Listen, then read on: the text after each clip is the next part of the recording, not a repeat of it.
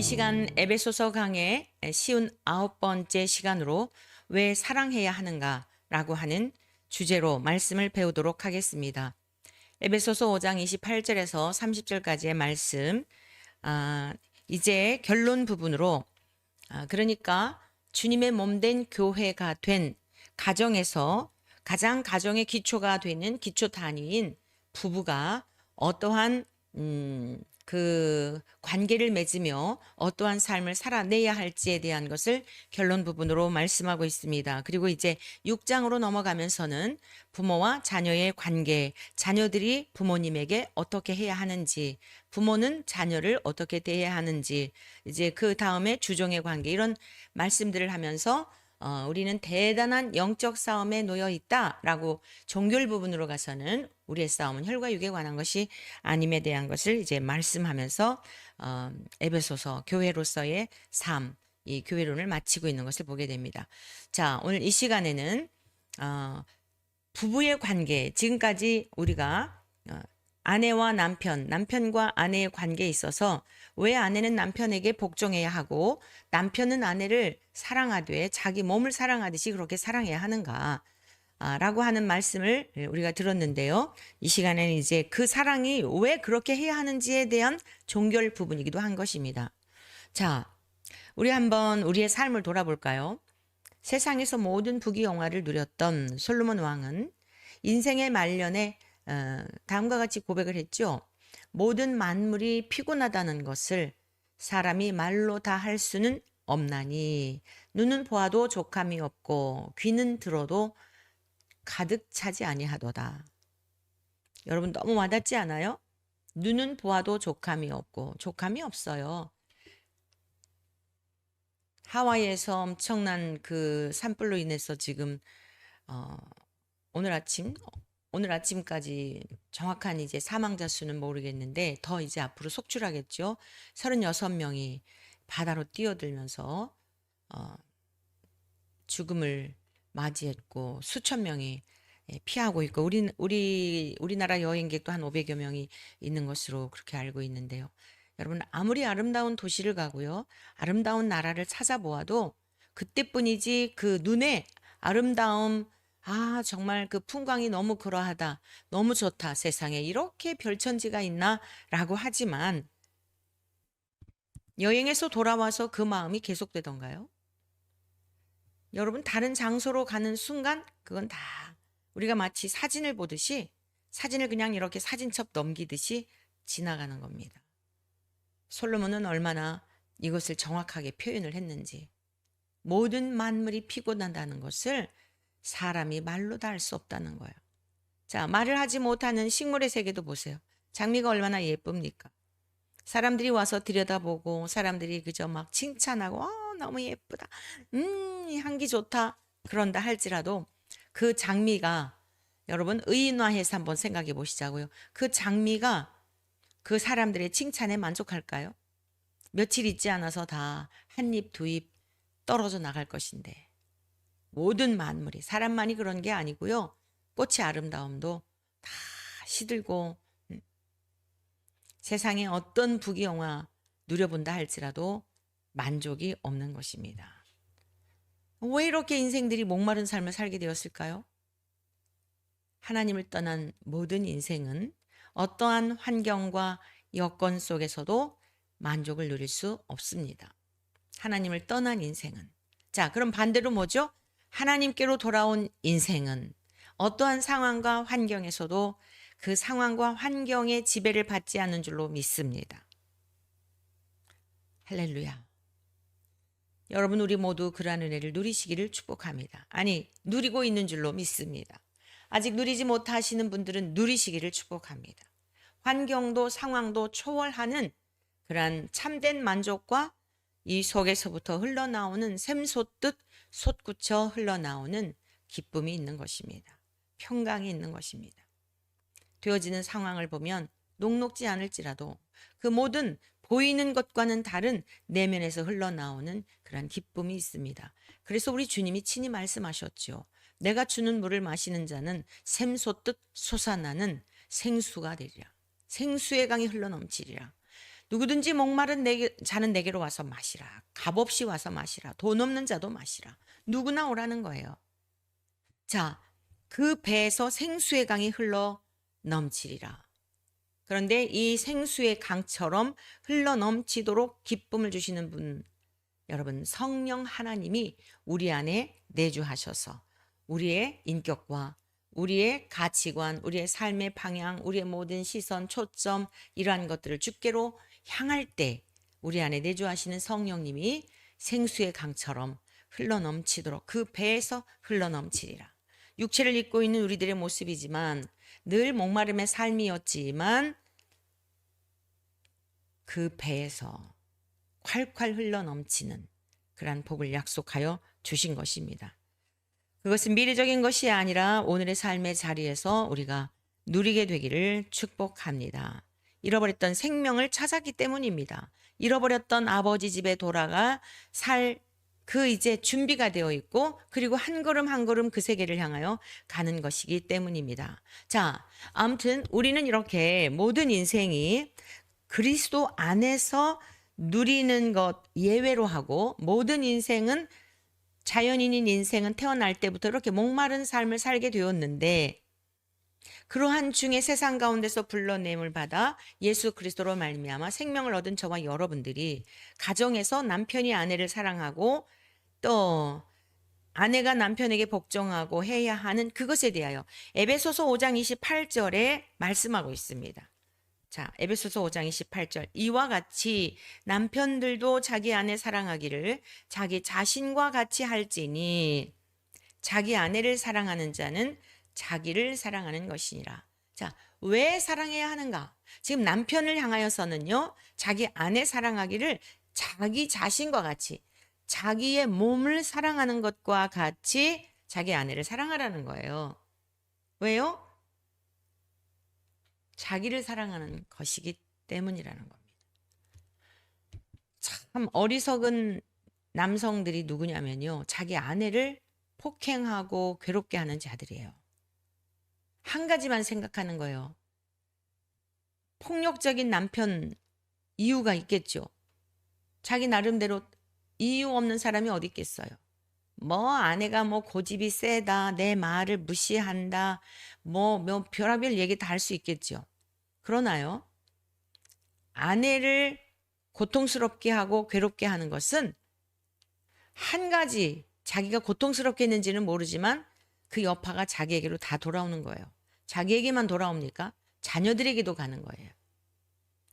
남편 하나를 바라보면서 그 가정에 시집을 와가지고 결혼 생활을 하는데 아내를 괴롭게 하고 폭력적이고 마치 무슨 뭐 그 하녀를 대하듯이 그렇게 대한다? 자기를 그렇게 괴롭히는 거란 이야기죠. 아내를 사랑하는 건 자기를 사랑하는 거라는 거예요. 자, 연합의 관계에서 지금 뭘 말하는 거예요? 하나라는 거죠. 이는 뼈 중에 뼈요, 살 중에 살이라는 거예요. 내 뼈가 아프면 내가 아픈 거 아니겠어요? 내 살이 아프면 내가 아픈 겁니다. 아내가 고통스러운 건 내가 고통스러운 거예요. 참으로 지혜로운 남편은요, 아내를 기쁘게 하는 남편이에요. 그것은 곧 자기를 기쁘게 하는 거예요. 그걸 말씀하고 있는 거예요. 그리스도께서 자신을 주셔서 완전히 예수님처럼 희생하신 분이 어디 있어요? 각 가정의 남편이 아무리 아내를 사랑한다고 뭐 절절히 사랑한다고 그렇다 할지라도요. 그리스도께서 우리를 사랑하신 거하고 비교할 자가 이 세상에 아무도 없습니다. 모욕을 다 당하셨죠. 조롱을 당하셨죠. 귀신 들렸다는 소리 들으셨죠. 온갖 말로 모독적이고 뭐 때문이에요? 우리를 사랑하시는 신부된 자를 찾아오신 하나님이 창세전부터 예정하신 그 신부된 자를 찾아오신 예수님이 그 신부를 위하여 그토록 수모를 다 당하시고 십자가에서 돌아가신 것만 생각하시면 안 됩니다. 여러분 이 땅에 오실 때부터 치욕스러운 모습으로 오신 거예요. 성자이신데 여인의 몸에 10달 동안 갇혀 있었고요. 여러분 벌거벗겨진 채 태어나셨고요. 짐승 취급받으면서 말구유에 태어나셨고요. 뭐 또 그 요셉의 집에서 목수인 아버지 그 뭐 일용직 이런 삶 아니었겠어요? 유복한 삶이었을까요? 아니에요. 근근히 살아가는 삶이었을 거예요. 어린 시절 뭘 그렇게 호의호식하며 사셨을까요? 이사야 선지자를 통해 잘 기록하고 있죠. 흠모할 만한 것이 없다고. 사람들이 고개를 돌릴 만큼 외면할 만큼 그러한 모습이셨어요. 그런데 하나님의 아들이셨죠. 우리를 구원하실 죄가 전혀 없는 그러한 구원자이셨죠.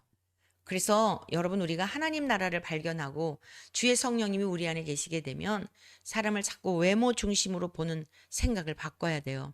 그 속에 감추어져 있는 하나님의 영이 거하시는 하나님의 사람인가.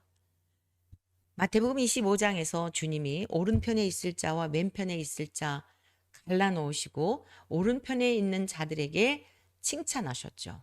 창세로부터 예비된 그 상급을 약속하시면서 내가 줄일 때에 먹을 것을 주었고 내가 헐벗었을 때에 옷을 입혔고 내가 병들었을 때에 너희가 나를 찾아보았고. 오른편에 있는 사람들이 깜짝 놀랐어요. 아니 임금이시여, 임금님이 언제 헐벗으신 적이 있고 언제 병드신 적이 있고 갇히신 적이 있습니까? 그렇죠. 여러분 임금이 왜 갇혀요? 임금은 헐벗을 일이 없어요. 세상에서 가장 강력한 권세를 가지고 천하를 호령하는 사람, 적어도 자기의 자국에서는 그러한 존재 아닙니까? 그런데 그 오른편에 있는 자들을 향하여 임금님의 모습으로 오셔서 그런 게 전혀 없었는데 칭찬하는 오른편에 있을 자들이 너무 의아해서 물었던 것입니다. 언제 임금님이 벗으셨냐는 거예요. 감옥에 갇힌 적이 언제 있냐는 거예요. 그때 주님이 말씀하셨죠. 여기 지극히 작은 자 하나에게 한 것이 내게 한 것이라. 그 지극히 작은 자, 내 형제에게 한 것. 마태복음 13장을 통해서 주님이 분명히 형제에 대한 개념을 정리해 주셨어요. 아버지의 뜻대로 행하는 자라야 내 형제요, 자매요, 모친이다. 진짜 형제가 뭐라고요? 하나님의 뜻대로 하는 사람들이 형제요, 자매요, 모친이라고 주님 인정해 주셨어요. 우리에게 주어진 시간도 제한되어 있고 우리에게 허락된 물질도 한계가 있습니다. 어떻게 누구를 위해서 어디에다 써야 할 것인가 라고 하는 것도 우리가 잘 분별할 필요가 있습니다. 요즘 저희 딸이 쿠바에 가서 연일 그 열악한 환경에서 일어나고 있는 일들에 대한 것을 보고를 받는데요. 정말 선교사님들이 얼마나 수고하시는지, 하여간 적어도 그곳에서 이 무더위에 수고하시는 선교사님, 내외분, 뭐 단기 선교 오신 분들도 이제 그렇지만은 30년 이상을 그곳에서 선교하신 목사님 생각할 때 요즘은 기도할 때마다 절로 기도가 나와요. 목이 다 소진이 되어서 소리가 나오질 않는데요. 그전에 저도 한동안 목이 쉬었던 적이 있거든요. 한약방 이제 저희 권사님이 몸 좀 보호를 해야 한다고 그래서 저를 한약방에 이제 데려간 적이 있어요. 그 한의원에 갔는데 이분은요 한의사이신데 좀 특별한 은사가 있으시더라고요. 사람의 목소리를 가지고 진단을 하는 거예요. 근데 영국에 있는 어느 의사가 그 목소리를 가지고 진단하는 의사가 있었는데 자기가 그게 굉장히 와닿았대요. 그래서 이제 한의이면서요 목소리를 가지고 그 진단을 하는데 우리 몸 안에는 70% 이상이 수분으로 되어 있잖아요. 그러니까 이 하체에서부터 이 전체적으로 이 수분이 잘 원활하게 이게 그 돌아야 되는데 수분이 말라 있을 경우에 하체에서부터 이게 수분이 마르게 되면 자연히 위로 이게 펌프질 하듯이 이 수분이 부족하다가 보니까 메말라 가지고 이게 목이 쉰다는 거예요. 그게 참 일리가 있더라고요. 한약을 이렇게 이제 먹고 났는데 하여간 그때 당시에 저는 회복이 됐어요. 여러분 목 소리가 안 나온다는 거예요. 전혀 소리가 안 나오는데도 그냥 피토하는 마음으로 복음을 전하시는 어린아이 한 명에게라도 그 복음을 전하기 위해서 떼학볕에 나가 아이들을 모아다가 몇백 명씩 앉혀놓고 복음을 전하는 그러한 모습을 볼 때 얼마나 애틋하고 그런지. 여러분 하나님께서 보실 때에 자기의 것을 가지고 자기의 의의를 쌓으면서 열심히 돈을 모아서 사는 그런 사람에게 우리가 그 내용은 잘 모르지만 뭘 대접할 수도 있잖아요. 자, 지금 이러한 분들 정말 하나님이 도와주시지 않으면 살 수 없는 그냥 하루하루 살아가는 아주 열악한 환경에서 물도 석회질이 많아가지고 그 사모님은 몸 구석구석에 아주 그 돌이 없는 곳이 없대요. 하나님 편에서 보실 때에 우리가 누구에게 선을 행하는 것, 누구에게 그리스도의 이름으로 행하는 것을 좋아하시겠습니까? 주님 그걸 말씀하신 거예요. 비천해 보이고 힘이 없어 보이고 그러한 자인 것 같지만 그리스도의 이름으로 주님의 나라와 의를 위해서 헌신하는 자들에게 우리가 행하는 그 모든 것들, 오른편에 있는 양들에게 칭찬을 하신 겁니다. 그것이 곧 주께 대하듯 임금님에게 대한 것이다라고 말씀하셨어요. 여러분 부부의 관계도 마찬가지예요.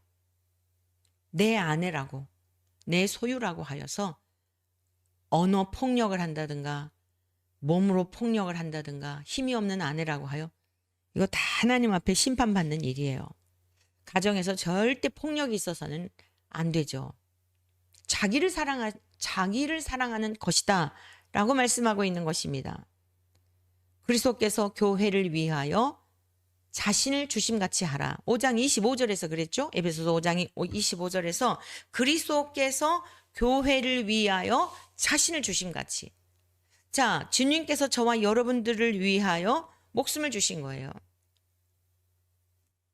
우리가 지나온 날 다 자녀의 자리에 있었죠. 자녀의 자리에 있을 때 부모님의 희생과 수고를 여러분 정말 감격했었나요? 엊그제도 요즘 저희가 8월 한 달 매일 밤 10시 기도회를 하는데 어젯밤에 성전에서 기도를 하는데 저희 어머니께서 일 끝나시면은 농산일 끝나시고 나면 밤마다 성전에 가서 거의 철야를 하셨거든요. 그리고 이제 새벽 기도회 드리고 아침에 오셔서 또 하루를 사시고 이랬어요. 갑자기 어머니가 생각나는 거예요. 제 딸이 멀리 가 있으니까 아마 그래서 더 제가 절박한 마음으로 기도하던 중에 우리 어머니는 어땠을까 생각한 거죠. 우리 어머니가 오남매 자녀들을 위해서 다 객지에 보내시고 주무실 수가 없었겠구나. 그때에 다 이렇게 서울로 보내고 그런 거는 지금 외국에 유학을 보낸 것과 같이 옛날에는 다 그것도 큰일이었죠. 아무나 이렇게 서울에 가서 살고 그러진 않았잖아요. 어머니께서 잠을 주무실 수가 없었겠다. 늘 그렇게 성전에 아예 집에서 편안한 잠 주무실 거는 생각지도 않고 더우나 추우나 1년 12달 성전에서 기도하셨던 어머니의 그 모습이 떠오르면서 울컥해지더라고요. 나는 자녀들에게 지금 무엇을 남길 수 있을까? 저희 어머니께서 쓰러지셔서 4년 동안 누워 계셨는데 언어를 다 잃으셨다 그랬죠. 그런데 주님 할렐루야 아멘 주님 뜻대로.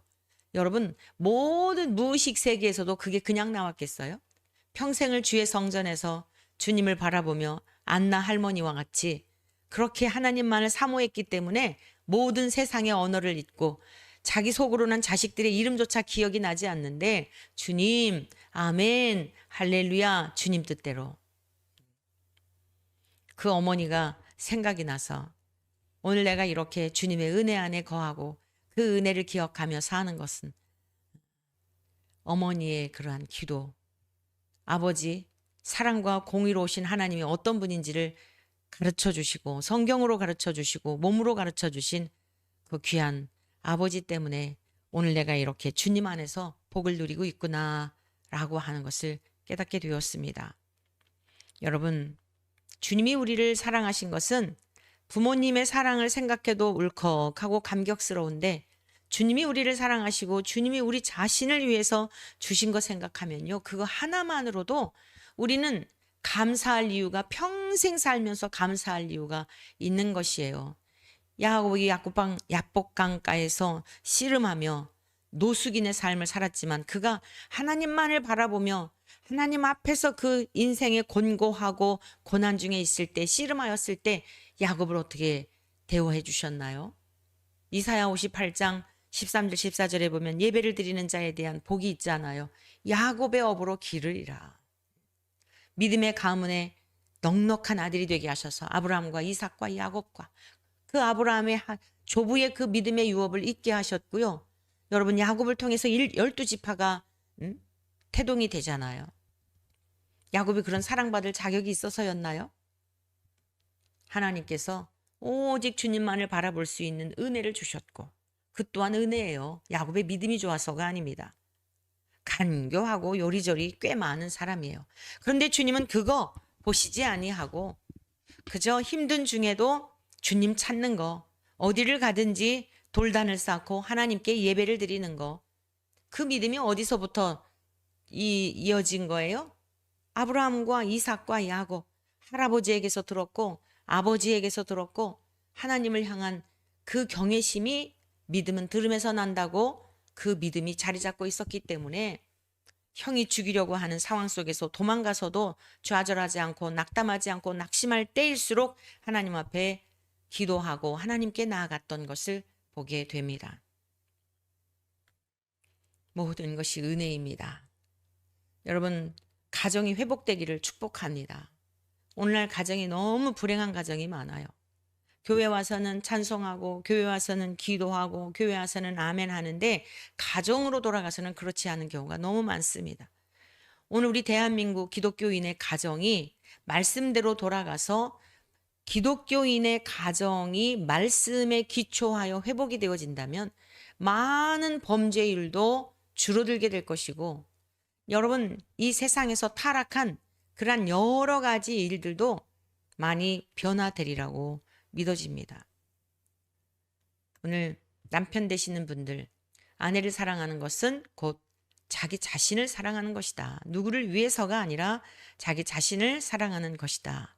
자기의 영혼을 위한 것이다. 라고 하는 것을 기억하셔서 여러분들에게 아내를 내 몸과 같이 사랑하는 그러한 자들이 되기를 바라고 그로 인하여 그리스도의 사랑을 풍성히 경험하시기를 바라고 아내 된 자들, 남편이 그러한 삶을 살지 못한다 할지라도 우선이 뭐죠? 영혼 구원이에요. 교회를 다니기는 다니는데도 전혀 삶의 태도가 바뀌지 않은 분들, 그런 아내들의 답답함은 어떻게 그들이 주님께로 돌아와서 성령님께 사로잡힌 바 돼요. 거듭난 하나님의 사람으로 살게 되면 여러분의 가정도 반드시 회복이 되고 정말 세상이 주는 것 같지 아니한 하늘의 기쁨으로 충만한 그런 가정으로 세워질 줄로 믿습니다. 자, 두 번째, 왜 사랑해야 하는가? 자기를 보호하는 것이다 라고 말씀하고 있습니다. 여러분, 우리 몸은 참으로 신비스럽죠? 먼지가 날라오면 눈이 먼저 발견하고 눈꺼풀이 딱 덮어져요.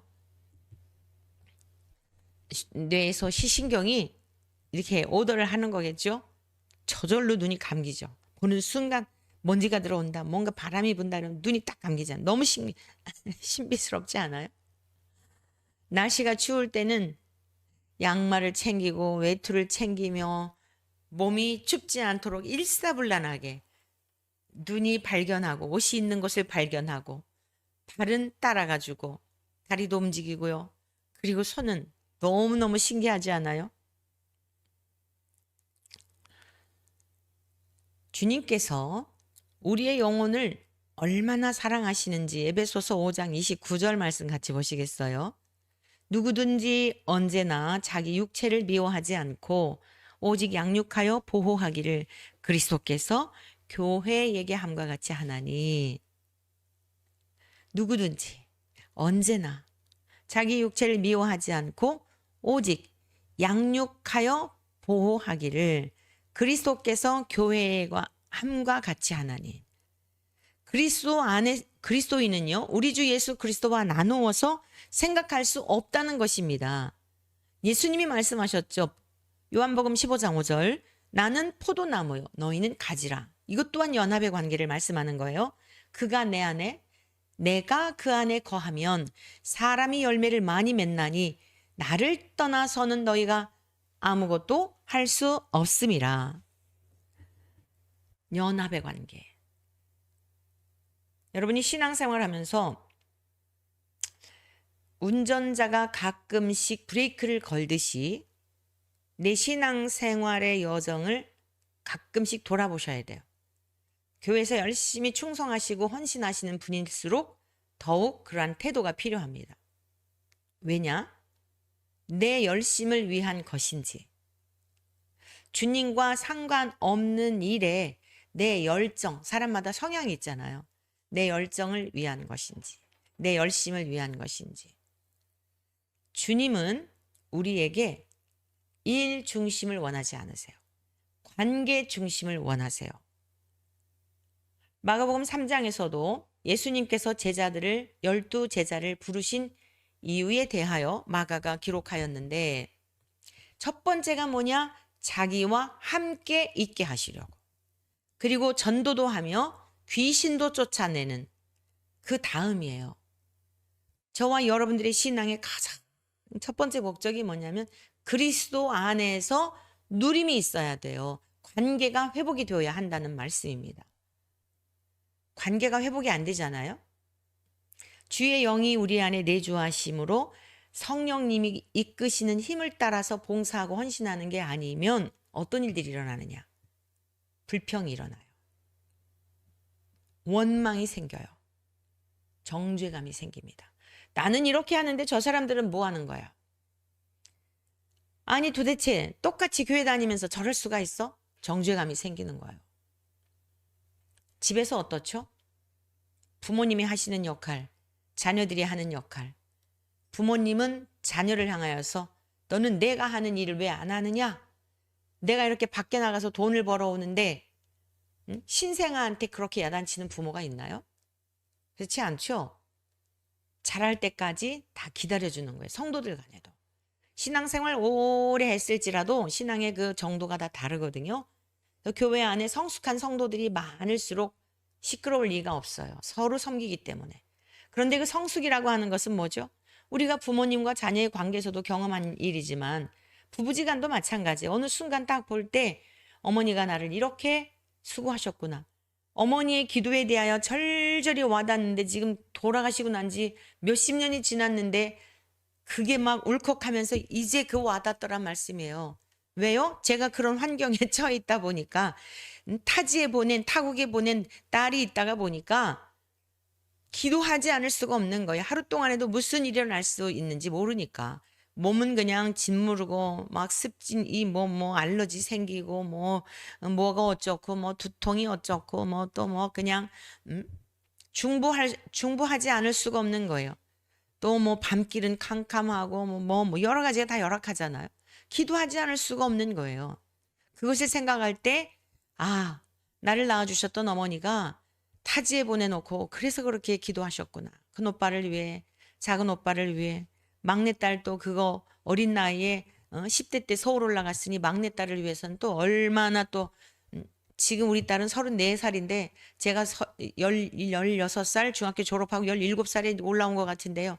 얼마나 이 막내딸을 위해서 기도했겠어요. 그리고 늘상 엄마 이 치맛거리 붙들고 다니고 엄마 없으면 그냥 안 보이면 큰일 나는 줄 알고 다 커서도 그랬는데 그 막내딸을 누뚱이로 태어나서 그렇게 이제 나름대로 애지중지 했던 딸이 공부하겠다고 서울로 올라갔으니 오죽했겠어요. 여러분 빨리빨리 깨달아지는 게 아니에요. 수십 년의 세월이 걸려. 그런다고 막 야단치나요? 너 왜 그런 거 몰라준다고 야단치신 적 없어요. 교회 안에서도 마찬가지예요. 서로 교회 안에서 특히 가정 안에서 연약할지라도 못 알아들을지라도 특히 안 믿는 남편과 함께 사시는 분들 여러분들하고 지금 그분들은요 아직 태어나지도 않은 분이에요. 태어날 준비만 하고 있는 거 여러분이 임신할 준비가 하고 있다 생각하시면 돼요. 근데 임신하기 위해서 얼마나 보는 거 좋아하고 입 조심하고 그래요. 대부분 그냥 아이들 맞이할 준비도 없이 아이 갖고 그러는데 정말 결혼하기 전부터 어떠한 사람을 만나야 할지 아기를 갖기 전에 준비기도 하고 그리고서 우리가 사실 맞이해야 되는 거야. 오늘 여러분들이 헌신하고 봉사하고 저도 오늘 아침 나오면서 그런 생각을 했어요. 많이 고단하죠. 아침 저녁으로 기도회 하지 또 말씀 이제 저 하지. 근데 아침 나오면서도 주님 이 제가 좋아서 제 열심에 제 열정에 뻗쳐 이러는 거 아니죠. 주님 이거 기뻐하시는 일이 아니라면 얼마나 허망하겠어요. 그러면서 나왔는데 그런데 아무리 고단해도 주님이 기뻐하시면 그것으로 충분해요. 주님이 기뻐하시기만 한다면 그것으로 충분해요. 제가 하는 일이 바로 그런 마음에서 하는 거예요. 주님을 모두 다 침묵하고 있는 때에 누군가 여러분 내 진실을 옆에서 변호해주면 시원하잖아요. 억울한 누명을 쓰고 있는데 옆에서 누군가 변호해주고 이 사람 그런 사람 아니야. 그러면 너무 여러분 정말 마음이 기쁘지 않습니까? 내가 어떻게 저 사람에게 이후에 보상을 할까? 식사라도 대접을 해야겠다. 이런 마음 들지 않아요? 주님이 이제 하늘로 승천하셔서 육체가 이 땅에 없으시잖아요. 그런데 오만 가지로 모함을 하고 모욕을 하고 모독을 하는데 다들 침묵하고 있는데 아니요. 우리 주님 그런 분 아닙니다. 내라도 외쳐야지 정말 복장이 터지겠다. 그래서 나가서 광화문에서도 외치고 그러는 거 아니겠어요? 여러분 주님은 우리에게 다른 것보다 연합을 원하신다. 하나됨을 원하신다. 주님의 것을 가지고 살기를 원하시는 거예요. 내 것 갖고 살면 목말라요.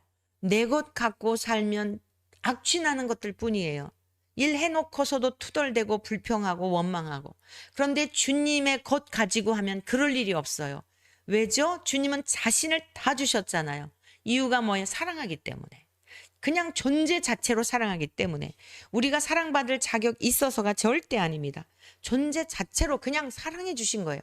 하나님이 그냥 이쁘다고 해 주신 거예요. 그 사랑을 받았기 때문에 가정에서도 그 사랑으로 아내를 사랑하고 그 사랑으로 아직 믿음이 없을지라도 주님 앞으로 돌아와야 할 그 영혼을 존재 자체로 사랑하며 긍휼히 여기며 불쌍히 여기며 어수선히 주님께로 돌아오도록 품어야 한다. 그런 말씀이에요. 그러니까 가정에서 아내와 남편의 역할을 꼭 이렇게 어떤 남성, 여성이라고 하는 성적 구분을 가지고 그럴 것이 아니라 먼저 믿은 자와 믿지 않은 그런 것들을 잘 분별하셔서 아내의 경우 남편의 역할을 할 수도 있어요. 그래 믿음이 없는 남편이 그 모습을 보며 아, 아내가 저렇게 나를 사랑하고 존경해 주는 것을 보니 아내가 믿는 하나님 나도 믿어야 되겠다. 네, 이러한 능력을 하나님께서 아직 남편이 주님께로 돌아오지 아니한 여러분들 가정에 그 은혜를 부어주시기를 축원합니다. 자, 세 번째 왜 사랑해야 하는가? 나눌 수 없는 존재이기 때문입니다. 하나님께서 아담과 하와 창조하신 거 계속 제가 여러 번 반복해서 지금 말씀드리고 있습니다. 반복해서 드리는 이유가 있어요. 중요하기 때문이에요. 반복해서 하는 이야기 우리가 자식들에게 자꾸 반복해서 하다 보면 또 그 소리 잔소리 이러잖아요. 중요하기 때문이에요. 어느 순간 이게 확 깨달아지면 너무 감격스러워요. 하나님이 아담을 깊이 잠들게 하셨죠. 갈빗대를 취해서 창세기 2장 21절의 말씀 여러분 잠들매 그 갈빗대 하나를 취하고 살로 대신 채우셨다 그랬죠. 그걸 통해 뭘 보여주신다고요? 모형적으로 우리 주 예수님께서 십자가에서 죽으시고 옆구리에 창을 받으시고 물 한 방울 피 한 방울 남기지 않은 채 다 쏟아 부어 주신 다음에 우리가 그 공로 보혈의 공로로 말미암아 죄 씻김 받고 마귀의 자식이었던 어떤 분들은 그래 어떤 목사님은 우리가 원래 마귀 자식 아니었다 그러더라고요. 본래 마귀 자식이 아니고 하나님이 택한 자녀들이었다 그래요. 근데 마귀의 성향이 다 들어와 있는 거예요. 그 원죄가 없는 거죠. 그러면 원죄가 뭐죠? 아담이 하나님 앞에 불순종하여 하나님을 대적하고 하나님을 알 만한 능력도 없고 하나님 앞에 순종할 수 있는 능력도 없고 그게 뭐예요? 마귀가 하나님을 대적했던 것처럼 그 성향이 우리에게 다 들어와 있어서 그걸 원죄를 말하는 거예요. 근데 어느 목사님이 그렇게 설교하시는 거예요. 어떤 사람들은 마귀의 자식들이고 그러니까 지금 교회 밖에 있는 안 믿는 사람들 마귀의 자식들 뭐 동성애니 뭐니 뭐 이렇게 막 그저 목사라 할지라도 그 뭐 앞장서서 하는 사람은 말할 것도 없고 그거 다 마귀의 자식이고 자 그러면 사도 바울을 생각해 볼까요? 스데반 집사님 죽는데 앞장섰던 그리고 그 죽음을 목격했던 사울 그는 누구였죠? 그도 그리스도 밖에 있었을 때는 그도 그 마귀의 그분이 얘기하는 건 그 아니다. 돌아왔기 때문에 마귀의 자식이 아니었다. 맞나요? 아니에요. 마귀는 살인자요, 거짓말하는 자요, 이간질하는 자요. 생각을 통해서 그렇게 관계를 분리시키고 죽이게 하고 거짓말하고 하는 거예요. 우리 안에 모든 사람이 죄를 범하였음에, 죄는 마귀는 죄의 압이에요. 모든 사람이 죄를 범하였음에 또 의인은 없나니 하나도 없다. 로마서 3장에 얼마나 조목조목 바울 사도가 증언하고 있습니까? 다 마귀의 성향이 우리에게 있었어요. 죄를 지을 수밖에 없는 성향이 있었던 거예요. 그런데 주님이 죄는 미워하시지만 죄에 넘어가고 연약한 우리를 긍휼히 여기셔서 우리를 위해 물 한 방울 피 한 방울 남기지 아니하시고 그렇게 전 존재를 다 주신 거죠. 그 사랑 때문에 우리는 그리스도와 우리가 한 거는 믿은 거밖에 없어요. 근데 그 믿음도 주님이 주신 거죠. 예수 그리스도와 나눌 수 없는 그리스도와 그리스도인이 된 겁니다. 우리를 그리스도인이라 그러잖아요. 그리스도에게 속한 자라는 뜻이에요. 하나라는 뜻이에요. 에베소서 5장 30절 말씀 보시겠습니다. 우리는 그 몸의 지체임이라. 네. 우리는 그 몸의 지체예요. 손은 손대로 귀하고 눈은 눈대로 귀하고 발은 발대로 발가락 새끼발가락 하나만 없어도 중심 못 잡는 거 아시죠? 여러분 다 필요한 거예요. 이렇게 뭐 어쩌다가 이렇게 가만히 쉬는 시간에요. 손가락 보면서도 감격이 되고 피부 거죽을 보면서도 감격이 되고 하나님을 찬양하지 않을 수가 없어요. 손톱을 보면서도 감격이 되고 너무 신비스럽지 않아요? 어떻게 이렇게 완벽하게 인생들을 창조해 놓으셨을까? 우리는 그 몸의 지체예요. 그래서 모든 사람들을 다 소중히 여겨야 돼요. 안 믿는 사람들도 언제 그들이 돌아올지 몰라요. 우리가 판단할 게 아니에요. 우리가 할 일은 뭐예요? 받은 바 사랑을 흘러가게 하는 거예요. 받은 바 사랑을 나누는 거예요. 그게 생명을 간직한 자들이 마땅히 할 일인 것입니다. 특별한 게 아니라고요. 당연한 것입니다. 이제 앞으로 여러분의 생각을 바꾸세요. 주님의 이름으로 무엇을 할 때 특별한 일을 한다, 나만 이런다 생각하시면 자꾸 올무에 매여요. 자기 의에 갇히게 돼요. 어떤 일을 하더라도 성도에게 있어서 가장 영광스러운 죽음은 순교잖아요. 순교자의 자리에서 마지막 영광스러운 주님 나라에 그런 목배임을 당하며 예수님을 믿는다는 이유 때문에 순교를 당할지라도 찬송하며 갈 수 있는 저와 여러분들 되시기를 축복합니다. 스데반 집사님처럼, 우리 주님처럼, 바울 사도처럼, 베드로처럼, 앞서간 사도들처럼. 왜요? 주님과 연합이 되어서 내 힘으로 한 게 아니라 주님이 공급해 주시는 힘으로 한 것이고, 아니 우리 안에 주님이 거하셔서 거처를 삼으신 것만으로도 황송하잖아요. 연예인들 막 어디 가면 열광을 하고 난리던데, 한 십수년 전에 그 가수 인순이라는 분 여러분 아시죠? 우리 교회 그 집사님 신우하고 절친이었대요. 어린 시절에 그 동두천에서 살면서 이웃제 같이 살고 있었는데, 요즘은 국제 결혼들을 많이 하고 다문화 인종 이런 것들에 대한 생각들이 많이 이제 달라졌잖아요. 근데 우리 어린 시절은 좀 그렇지 않았어요. 저보다 조금 한 2살인가 2서너 살 위인 것 같은데, 근데 우리 집사님 신우이가 아주 그렇게 잘 선대했대요. 같이 이렇게 친하게 놀아주고 그걸 잊지 못하는 거예요, 인순 씨가. 그래가지고 이제 우리 집사님의 시어머니죠. 시어머니가 이제 그 저쪽 의정부의 병원에 누워 계셨는데, 미국에서 그 신우이가 와서 인순 씨도 같이 병문안을 가게 됐어요. 같이 걸어가는데 장난 아니에요. 약국에서 거리에서 차 타고 가다가 인순 씨 막 그런다고 막 요즘 뭐 아이돌 많이 이제 그러고 그래서 그러지만 와, 인기라는 게 참 그렇구나. 여러분, 우리 주님이 우리 안에, 이 누추한 우리들 안에, 여러분 안에 거처를 삼으시고 우리 안에 계신다는 것만으로도 정말 황송한 거예요. 세상 사람들에게는 안 보여지죠. 왜요? 천국은 감추어진 비밀의 세계이기 때문에. 우리 주님은 감추어진 보화와 같은 분이시라. 우리 안에 내주하시지만 사람들은 우리의 겉모습만 보는 거예요.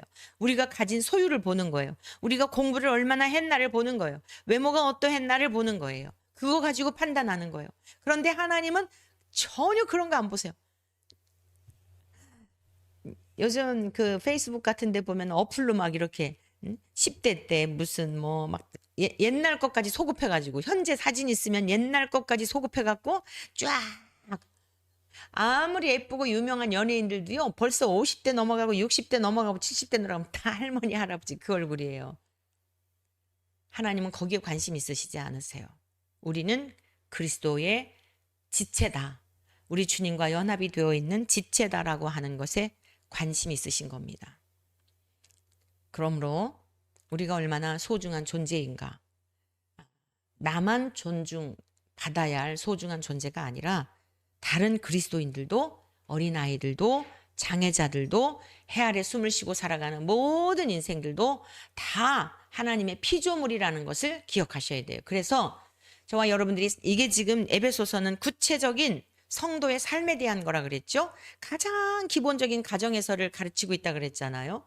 우리 주님과 나와의 결론적으로 지금 이 바울 사도가 이 말씀을 통해 무엇을 말씀하고 있냐면 그리스도와의 관계에 대한 것을 말씀하고 있는 거예요. 우리가 내일 마지막으로 이 말씀을 좀 더 깊이 배우도록 하고요. 오늘 이 시간에는 에베소서 2장 4절에서 8절의 말씀 같이 보시며 말씀을 맺도록 하겠습니다. 긍휼이 풍성하신 하나님이 저와 여러분들이 어떻게 그리스도와 한 몸을 이루며 지체가 되었는가? 너희들이 그러한 은혜를 입었다고 한다면 가정에서도 그러한 삶을 살아내라 이겁니다. 긍휼이 풍성하신 하나님이 우리를 사랑하신 그 큰 사랑을 인하여 하나님의 크신 사랑으로 우리를 그냥 덮으신 거예요. 허물로 죽은 우리를 그리스도와 함께 살리셨고 너희는 은혜로 구원을 받은 것이라. 하나님이 값없이 거저 주신 선물로 구원을 받은 거예요. 건짐을 받은 거예요. 어디에서요? 죄에서요. 죽음에서요. 심판에서. 지옥으로부터. 마귀로부터. 이게 구원의 의미예요. 건짐 받은 거예요. 그래서 우리는 세상에 두려울 자가 없는 거예요. 뭘 두려워해요? 사망 권세를 깨치신 주님으로 인하여 우리가 주님과 연합이 되어서 죽어도 영원한 나라가 확보되어 있는데 또 함께 일으키사 그리스도 예수 안에서 함께 하늘에 앉히시니 이게 지금 저와 여러분들의 신분이란 말이에요. 이는 그리스도 예수 안에서 우리에게 자비하심으로써 그 은혜의 지극히 풍성함을 오는 여러 세대에 나타내려 하심이라. 여러 세대에 나타내려 하심이라는 거예요. 머물러 있으면 안 돼요. 이스라엘에 가면 사해바다가 있잖아요. 물이 고여 있어가지고 더 이상 내려가질 않아요. 갈릴리 호수에서 흐르는 여러 곳에서 그 헐몬산에서도 흐르고 하는 그런 모든 물들이 사해바다에 다 고여 있어. 사해 죽은 바다라는 뜻이잖아요. 그래서 거기 가면 이렇게 동동 떠요. 살려고 막 발버둥 치면 더 들어가고요. 동동 몸을 가만히 놔두면 이렇게 동동 떠요. 염분이 많아가지고. 지금 우리 한국 교회의 문제도 뭐냐. 너무 내면화되어 있어요. 내면화. 종교의 내면화. 그냥 나만 누리면 돼. 나만 잘 살면 돼. 우리 교회에만 성장하면 돼. 우리 교회에만 자꾸 확장되면 돼.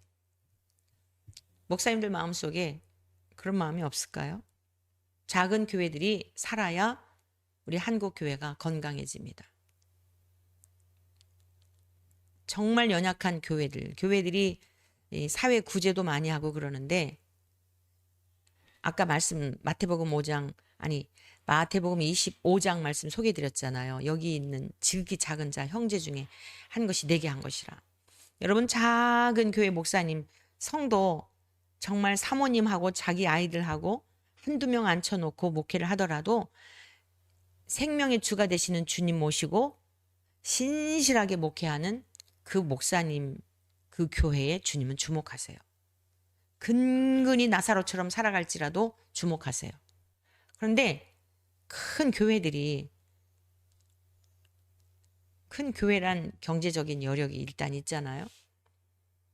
사회 봉사도 하고 뭐 신문에 날 만한 여러 가지 일들도 하고 하는 일도 해야죠. 그야말로 교회 이미지를 위해서도 그래야 또 교회들이 대한 좋은 인상을 주게 되니까 전도의 문이 열린다고 이렇게 또 생각들 하죠. 그런데 처처에 그런 교회 신실한 주의 종들을 살피고 같이 공유하고 그래서 같이 함께 영혼들을 생명을 살리는 일에 힘써 나가는 저는 그러한 소망이 있는데요. 네, 모르겠어요. 주님이 주시는 것만큼. 자, 여러분 그래서 여러 세대에 나타내려 하심이라 너희들에게만 머물면 안 된다는 거예요. 너희는 그 은혜에 의하여 믿음으로 말미암아 구원을 받았으니 이것은 너희에게서 난 것이 아니요 하나님의 선물이라. 하나님의 선물입니다. 제가 그런 비유를 하곤 하는데 여러분 백화점에서 1,000만 원짜리 자 밍크 코트 1,000만 원짜리가 있는데 10,000원에 판다고 가정을 해보자고요. 한정 수량이 한정되어 있어요. 그런데 어떻게 그 정보를 알게 된 거예요. 제가 그 정보를 알게 된 거예요. 그래서 그 사실 이해가 좀 적절하지는 않은데요. 그 우리나라의 정서에 막 그런 옷을 그 목회자가 입고 다니는 것 덕스럽지가 않잖아요. 근데 하여간 자, 그 1,000만 원짜리 물건을 10,000원에 산 거예요. 근데 지금 수량이 한정되어 있는데 제가 그것을 구매를 하였고 또 구매할 수 있는 기회가 있단 말이에요. 그럼 제가 침묵할 수 있나요? 딱 한 사람에게 한 개씩밖에 못 팔아요. 더 살 수도 없어요. 그러면 제가 거기서 그 자리에서 가장 사랑하는 순서대로 떠오르지 않겠어요? 그래서 전화해 주지 않겠어요? 빨리 오라고 하지 않겠어요? 진짜 천국이 있는 게 믿어지는데 어떻게 전도를 안 할 수가 있죠? 가족들이 믿지 않는데 어떻게 정말 죄송해요. 안 믿는 가족들 계신 분들. 목사님이 우리를 뭘 얼마나 알아요? 우리가 얼마나 전도하려고 그랬는데요. 아유, 목사님도 한번 그 보시지요. 얼마나 쇄심줄인데요. 별 방법 다 했는데도 안 믿거든요. 이러고 그러시는데 하여간 그분들이 생명을 다할 때까지 포기하시면 안 돼요. 포기하시면. 우리가 드린 기도는 반드시 응답이 돼요. 제가 아까 말씀드렸잖아요. 저희 어머니가 이후에 제가 이런 걸 다 기억할 거야 뭐 이러셨을 것 같지는 않아요. 근데 가시고 몇십 년이 되었는데도 어머니의 수고, 자식들을 위해서 이렇게 기도했구나. 나도 이제 그 믿음의 유업을 이어받아서 기도하는 어머니. 평생 뭐 이 길을 모기는 왔지만 그 좀 더 의미가 다른 어머니가 정말 절실한 마음으로 자녀들을 위해서 기도했던 그 마음. 사실 목회자들은요, 이 성도님들을 위해서 뭐 이렇게 막 이러다 보니까 자녀들을 위해서 기도하는 게 참 미안한 부분이 많이 있어요. 근데 이제 핑계죠. 핑계예요. 어머니는 자식을 위해서 기도하는 게 당연한 거예요. 네. 사랑하는 성도 여러분, 요한일서 4장 7절에서 9절의 말씀입니다.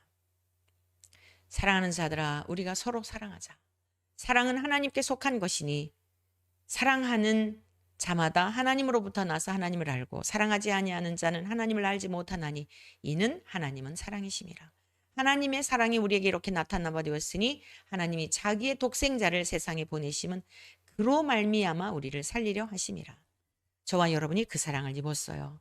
그 사랑으로 우리의 가족을 사랑하고 받아들이지 않아도 이해하지 못해도 여러분이 억울해도 그 사랑으로 사랑하여 하나님의 때에 그 영혼들이 주님께로 돌아와서 하나님이 기뻐하시는 가정으로 온전하게 세워지는 역사가 있기를 주님의 이름으로 간절히 축복합니다.